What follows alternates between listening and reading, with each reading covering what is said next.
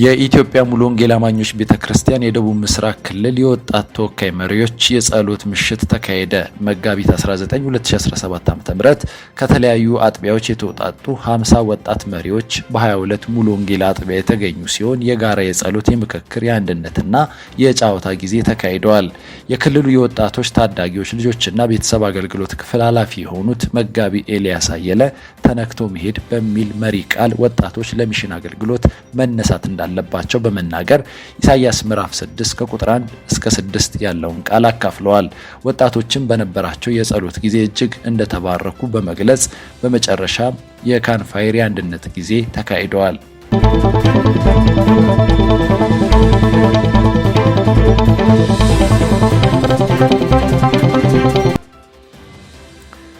የመሪዎች ስልጠና ተካሄደ። በኢትዮጵያ ሙሉ ወንጌል አማኞች ቤተክርስቲያን የደቡብ ምዕራብ አዲስ አበባና አካባቢው ክልል የአጥቢያ መሪዎች ስልጠና ተካሂደዋል። መጋቢት 20 2017 ዓ.ም ከ46 አጥቢያዎች የመጡ 205 መሪዎች በመከኒሳ ሙሉ ወንጌል አጥቢያ የተገኙ ሲሆን የሙሉ ቀን ትምህርታዊ ስልጠና ተካሂደዋል። በስልጠናው ላይ የክልሉ ፕሬዝዳንት መጋቢ አእምሮ መልካሙ የእንኳን ደህና መጣችሁ የመክፈቻ ንግግር ያደረጉ ሲሆን የደቡብ ምስራቅ ፕሬዝዳንት መጋቢ ፋሲል ተክሉም የመጀመሪያ የመክፈቻ ጸሎት በማድረግ ስልጠናው በመምህር ዘለለው አርጋው ጥንታዊ ጴንጤቆስጣዊ ክርስትና አስተምሮና ልምምድ በሚል ርዕስ ለአጥቢያ መሪዎች ተሰጥቷል።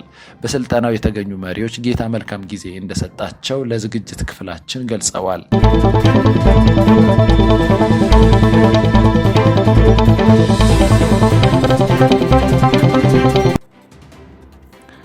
በኢትዮጵያ ሙሉ ወንጌል አማኞች ቤተክርስቲያን የደቡብ ምዕራብ አዲስ አበባና አካባቢው ክልል የልጆች የመንፈስ ቅዱስ ሙላት መርሃ ግብር ተካሄደ። መጋቢት 20 2017 ዓ.ም በዓለም ገና ክላስተር በክላስተር 3 የመንፈስ ቅዱስ ጥምቀት ፕሮግራም ተካሂደዋል። ብዙ ልጆች ከአጋንንት ስራት ነፃ የወጡ ሲሆን በመንፈስ ቅዱስ ተሞልተው በአዲስ ቋንቋ ተናግረዋል። አዘጋጆቹም ስለተሰራው ስራ ክብር ለእግዚአብሔር በመስጠት በአገልግሎቱ የተሳተፉትን ወገኖች አመስግነዋል።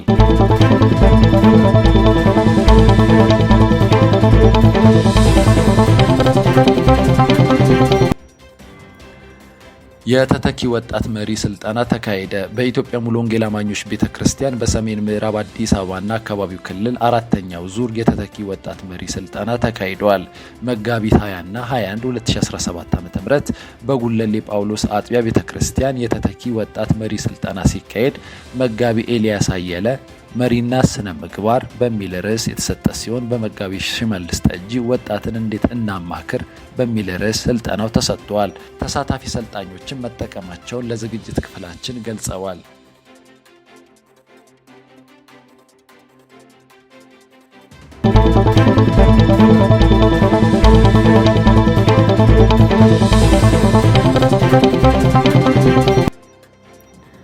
የመሪዎች ስልጠና ተካሄደ። በኢትዮጵያ ሙሉ ወንጌል አማኞች ቤተክርስቲያን የምዕራብ ወለጋና አካባቢው ክልል የመሪዎች ስልጠና ተካሂደዋል። መጋቢት 18 2017 ዓ.ም ሁለንተናዊ የመሪነት ስነ ምግባር በሚል ርዕስ በመጋቢ ማርቆስ ጉያሳ ስልጠና የተሰጠ ሲሆን ከ110 አጥቢያዎች የመጡ 160 መሪዎች ወጣቶች ተሳትፈዋል። የፕሮግራሙ ዓላማ ተተኪ መሪዎችን ለማዘጋጀት የታለመ ሲሆን ከፓስተር ማርቆስ ጉያሳ ለክልሉ የተበረከተ መጽሐፍ ተመርቀዋል። ሰልጣኞችም ጌታ መልካም ጊዜ እንደሰጣቸው ለዝግጅት ክፍላችን ገልጸዋል።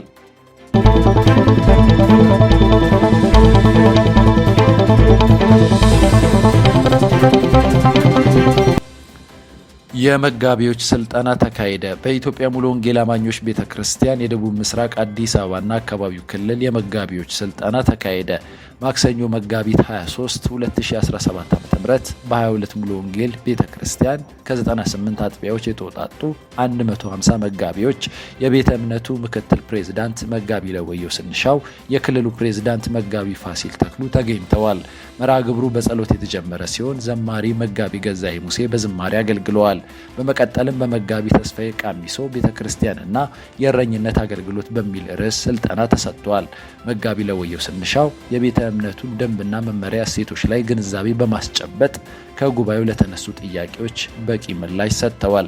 መጋቢ ፋሲል ተክሉ የመጋቢው ስልጠና ዓላማው መጋቢነት ከእግዚአብሔር ቃል አንጻር የቤተ እምነቱ ደንብና መመሪያ ግልጽ ለማድረግና ሁለንተናዊ አገልግሎት እንዴት መስጠት ይቻላል በሚሉ ርዕሰ ጉዳዮች ላይ መሆኑን በመናገር ለ2 ቀን ስልጠናው እንደተሰጠ ለዝግጅት ክፍላችን ገልጸዋል። አዘጋጆችም የስልጠናው ዋና ዓላማ በመግለጽ ከተሳታፊዎችም የነበረውን አጠቃላይ ምላሽ እንደሚከተለው አቅርበነዋል።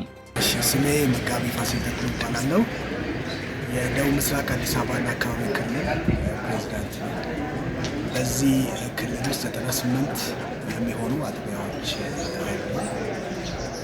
ከዚህ ጋር በተያያዘ እንደዚሁ ጥቂት የማይባሉ አዳጊ ቤተክርስቲያናት አሉ ወደ አጥቢያነት የሚያደርጉ ዛሬና የነገው ማለትም የመጋቢት 23 እና 24 በዚህ በ22 ወንጌል አማኞች ቤተክርስቲያን የተዘጋጀው ፕሮግራም መጋቢዎችን ብቻ ፎከስ ያደረገ እነዚህ መጋቢዎች ቁጥራቸው እስከ 150 የሚደርስ ነው። ከነሱ ጋር በሶስት ዋና ሀሳቦች ላይ የእግዚአብሔርን ቃል ለመመካከር የታሰበ ነው። አንደኛው የመጋቢነት አገልግሎት ከእግዚአብሔር ቃል አንጻር ከቤተክርስቲያኒቱ ከተመሰረተችበት አኳያ ምን ይመስላል የሚለውን ነገር ነው የሚሰጠው። ሁለተኛው የቤተክርስቲያኒቱ እሴቶች ደንብና መመሪያን የተመለከተ እንደገና ክላሪቲ በሚያስፈልጋቸው ጉዳዮች ላይ ውይይት ማድረግ ነው። ሶስተኛው ርዕሳችን ቤተክርስቲያን ደግሞ አንዱ አገልግሎቷ ሆሊስቲክ መሆን አለበት። የሰዎችን ነፍስ ብቻ ሳይሆን የሰዎችን አካላዊ ሕይወታቸውን እንደዚሁ የማገልገል ኃላፊነት ስላለባት በዛ አቅጣጫ ላይ ይህ ስልጠና በእነዚህ 2 ቀናት ይሰጣል። እንግዲህ ዛሬ ተጀምሯል። በጣም መልካም የሆነ ጊዜ እግዚአብሔር አምላክ ይሰጣል። ምንስ ይጠበቃል? እንደው እንግዲህ እነዚህ የቤተ ክርስቲያን መሪዎች ናቸው ስልጠናውን እየወሰዱ ያሉት። እነሱ በምዕመኖቻቸው ሄደው በአጥቢያዎቻቸው ሄደው ምንስ ውጤት ይጠበቃል ተብሎ ይታሰባል? አንደኛው የወንጌል አገልጋይ የሚጠበቅበት ትልቁ ነገር ሕይወቱ ለእግዚአብሔር ቃል መፈተሽ ነው። አገልግሎቱ ከሕይወት የሚጀምር ነገር ስለሆነ እያንዳንዳችን በዚህ ያለ በቤተክርስቲያን በመምራት በማገልገል ብዙ ዓመታት የፈጀን እንኳን በሚሆን ሕይወታችንን እንደገና የምንፈትሽበት የምናይበት በጎደልንበት ነገር የምንሞላበት ነው። ሌላው የመድረክ አገልግሎቶቻችን ምን ይመስላል፣ አጠቃላይ የመጋቢ አገልግሎት ምን ይመስላል የሚለውን አሁን ካለው ነባራዊ ሁኔታ ጋር በማወዳደር ምን መምሰል እንዳለበት ምንም መደረግ እንዳለበት ሀሳቦች ተነስተዋል። በተለይም ደግሞ ጊዜውን ባማከለ መልኩ የቤተ ክርስቲያናችንን እሴቶች በመጠበቅ እንዴት ማገልገል እንደሚገባ የመሳሰሉ ሀሳቦች የተነሱበት መልካም ጊዜ ነው የነበረው። ምን አይነት ውጤት ይጠበቃል ተብሎ ይታሰባል? ትልቅ የአቅም ግንባታ መርሃ ግብር እንደመሆኑ ብዙዎች መጋቢዎች ተገኝተዋል። ስለዚህ ከዚህ ስልጠና በኋላ ትልቅ ውጤት ይጠበቃል ተብሎ ይገመታል። ዛሬ እዚህ በመገኘቴ ራሴን በጣም ተጠቅሜያለሁ። በጣም ደስተኛ ነኝ። እርግጠኛ ነኝ በዚህ ለተገኙት መሪዎች በሙሉ የመታነጽ እና የመታደስ ለቤተ ክርስቲያናችን እሴቶቻችንን ጠብቀን ለማገልገል እጅግ በጣም ወሳኝ ጊዜ እንደሆኑ አይቻለሁ። ትልቅ ውጤት ይጠበቃል ማለት ነው። እናመሰግናለን። አመሰግናለሁ። ይሄ በእነዚህ በ2 ቀናቶች ውስጥ የወሰድነው ስልጠና ርዕሱ ያው ቤተ ክርስቲያንና የእረኝነት አገልግሎት የሚል ነው። እንደሚታወቀው ቤተ ክርስቲያን ካሏት አገልግሎት ዘርፎችና ፍላጎቶች መካከል አንዱ መንጋውን መጠበቅ ነው፣ መንጋውን መመገብ ነው፣ መንጋውን ማሰማራት ነው፣ ለመንጋው የሚገባውን ሁለንተናዊ አገልግሎት መስጠት ነው። ይሄ በቤተ ክርስቲያን አሏት ከሚባሉ አገልግሎቶች ሁሉ በጣም የከበረ አገልግሎት ነው። ከዚህ አንጻር እንግዲህ አሁን በቤተ ክርስቲያናችን ተጸልዮላቸው በእረኝነት አገልግሎት ላይ ያሉ አገልጋዮች ወንድሞችና እህቶች አገልግሎታቸውን በሚመለከት በተሻለ ሁኔታ ኃላፊነት እንዲወጡ ለማገዝና ለማበረታታት ነው እንግዲህ በዋናው ሀሳብ በዋናው ደረጃ ማለት ነው።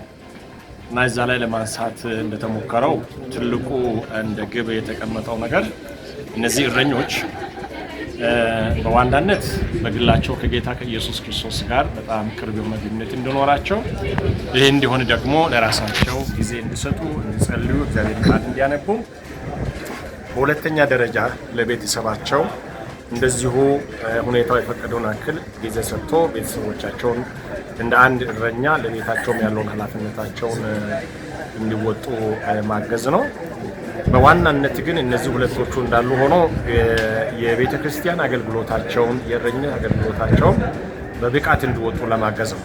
እንግዲህ ከዚህ አንጻር የእረኝነት አገልግሎት የሚጠይቁ መሰረታዊ ነገሮች አሉ። አንደኛውና ዋነኛው የእረኝነት አገልግሎት ጥሪ እግዚአብሔር የሚሰሙትና የሚቀበሉት ነው። ሁለተኛው ደግሞ ለዛ ለእረኝነት አገልግሎት ጥሪያቸው በተግባር ሊፈጽሙት የሚችሉትን የአገልግሎት ጸጋ፣ የአገልግሎት ብቃት እና በአገልግሎት የሚገባውን ለመፈጸም ታማኞች እንዲሆኑ እንዲሁም ደግሞ መጨረሻ በህይወታቸው አስተማሪ የሆነ ህይወት እንዲኖራቸው ምሳሌ እንዲሆኑ ክርስቶስን ለመንጋው ማሳየት እንዲችሉ ለማገዝ ነው እና እንግዲህ እነዚህ ነው የሚፈለገው። እንግዲህ የሁለት ቀን የሙሉ ቀንም አይደለም፣ የተወሰነ ነው፣ መነሻ ይሆናል። ራሳቸው ደግሞ በዚህ አንጻር አዘጋጅተው ሌሎች መጻሕፍቶችን አንብቦ በሁለቱ ቀናት እየተሰጠ ያለው ስልጠና ላይ ያየሁት ነገር መሰረታዊ ሆኖና ለቀጣይም ደግሞ ለቤተክርስቲያን እድገት ለጥራትም ጠቀሜታ ያለው ትምህርት እየተሰጠ ነው ያለው። በተለይ እንደ መጋቢያን የመሪነት ኃላፊነትም እኛ ጋር እንዳለ ደንብና መመሪያችንን በደንብ እንድናውቅ እንዲሁም ደግሞ ከመጋቢ ምን ይጠበቃል የሚለውን እንድንረዳ በተለይ እጃችን ላይ ያለ የዘነጋናቸውን ነገሮች እንድናስታውስ በፓስተር ተስፋዬ ጋሚሶ የተሰጠው ስልጠና ስለ መጋቢ እንዲሁም ደግሞ በፓስተር ለወየው ስንሻው በኢትዮጵያ ወንጌል አማኞች ቤተክርስቲያን ምክትል ፕሬዝዳንት የተሰጠው ደንብና መመሪያን ያመላከተ ስልጠና እናውቃቸዋለን የምንላቸውን ነገሮች እንኳን በቅጡ አደራጅተን ያልያዝናቸው እንደነበሩና አሁን መሰረታዊ ነገሮች እንደሆኑ እንድናስተውል ያደረገ የሚደንቅ የስልጠና ጊዜ ነበረና በጣም እነዚህ ስልጠናዎች ተደስቻለሁኝ።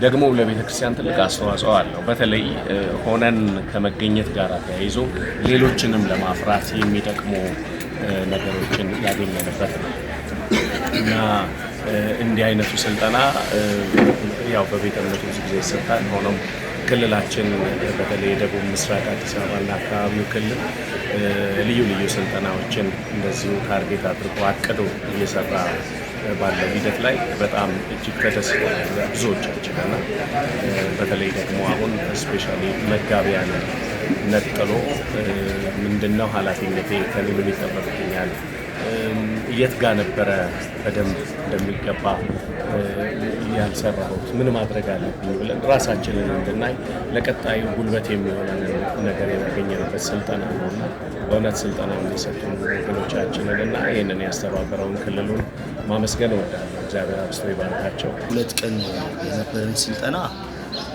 በጣም ጠቃሚና በተለይ ደግሞ ለመጋቢያን፣ ለጊዜ አገልጋዮች፣ ለመሪዎች እጅግ በጣም ጠቃሚ ነው።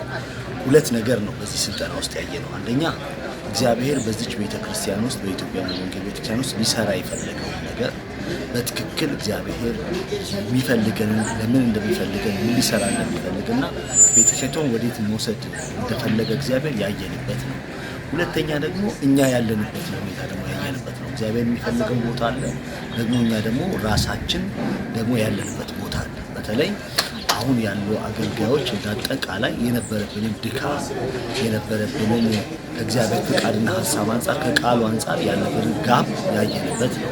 ስለዚህ በእነዚህ ሁለት ቀናት ቤተክርስቲያኒቷን ወደፊት ለማራመድ እግዚአብሔር ትልቅ እቅድ ይዞ እንደተነሳ ከእግዚአብሔር ፍቃድ አንጻር ቤተክርስቲያኒቷን ከቆመችበት እንድትቀጥል እንደገና ተሃድሶ ለማምጣት እንደፈለገ እነዚህም ሁለት ነገሮች ወስጃለሁ። በግል ህይወታችን ደግሞ አገልግሎታችንና ህይወታችንን ያየንበት የተመለከትንበት ነው። እግዚአብሔር እችን ቤተ ክርስቲያን እንደሰጠን ለሱ ፍቃድ ለሱ ሀሳብ ራሳችን እንድንሰጥ ሊሰራ ላለው ነገር ፍቃደኞች ህይወታችን ብናስገዛ እግዚአብሔር የፈለገው ሆን አይቻልም። ስለዚህ ጠቅለል ሳደርገው ሁለት ማለት ነው። የግል ህይወታችንና አገልግሎታችን ላይ እግዚአብሔር ፈልጎናል ማለት ነው። ስለዚህ ከዚህ እርምጃ ወስደን እግዚአብሔር ወደሚፈልገው አቅጣጫ ማድረግ አለብን ብዬ አምናለሁ። እነዚህ ሁለት ቀናት የነበረውን ስልጠና ስመለከት ያው ክፍተታችንን የሚሞላ እና በእውቀት ብቻ ሳይሆን በህይወታችን እንድንለማመደው ተከታዮችንም በዚሁ እውነት ላይ ቆመን እንድናፈራ የሚያስችል ትልቅ ስልጠና ነበር ብዬ አስባለሁ እና ወድጄዋለሁ እና በቲዮሪ ብቻ ሳይሆን በተግባር ቤተክርስቲያናችንን ጉድለት አይተን ወደ ተሻለ አቅጣጫ እንድንራመድ ይረዳናል ብዬ አስባለሁ እና በጣም ደስተኛ ነኝ። እነዚህ 2 ቀናት ስልጠና ወሳኝ ነገሮች የተነሱበት ነው። አንዱ አንኳር ስቴቶቻችንን በተመለከተ ቤተ እምነታችን ምክትል ፕሬዝዳንት የተነሱ ወሳኝ ሀሳቦች የምናውቃቸው እንድናስተምራቸው፣ እንድንመክራቸው፣ መልሰን እንድናያቸው የሚያደርጉ ነገሮችን አግኝተናል።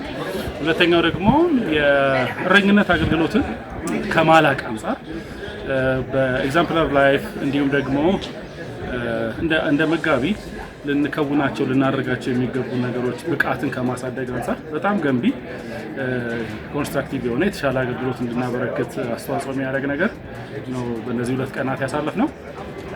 ይህንን ፕሮግራም ያዘጋጁልን የክልሉን ስራ አስፈጻሚዎች ማመስገን ፈልጋለሁ። ጌታ ኢየሱስ ዘመናችሁን ይባርክ። የተሻለ የመጋቢነት አገልግሎታችንን እንድንወጣ የሚረዳ ነገር